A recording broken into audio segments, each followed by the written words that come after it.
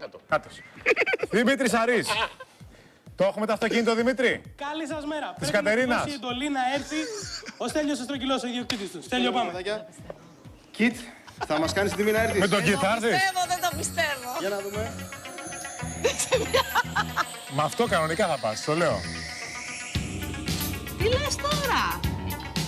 Πω. Ανάβουν τα φωτάκια. Δεν ξέρω αν θα έχει σοφέρ τώρα ή θα είναι μόνο αυτό που παλιά ταινία στο Κιτ. Ανάβουν τα φωτάκια. Κανονικά.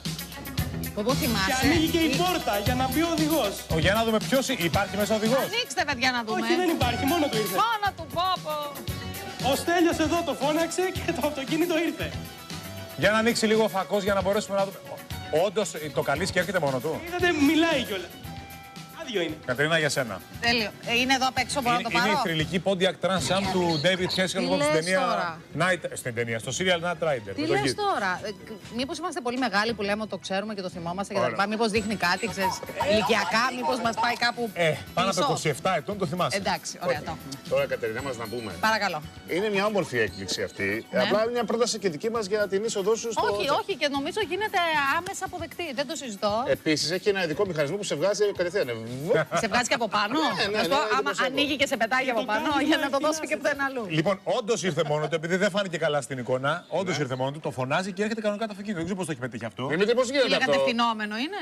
Αυτό, όχι, δεν είναι τηλεκατευθυνόμενο. Δεν θα μας πει Αυτό είναι εσύ. μυστικό, δεν μπορώ να το αποκαλύψω. Είναι μυστικό.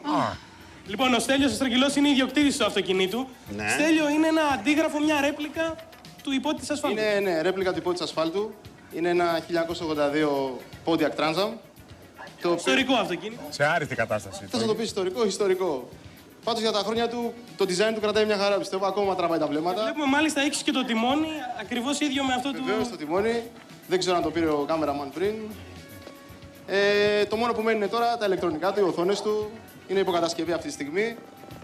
Πώς σου ήρθε αυτή η ιδέα, πώς σου γεννήθηκε αυτή η ιδέα να φτιάξεις αυτό? Αυτή την ιδέα την είχα από 4 χρονών.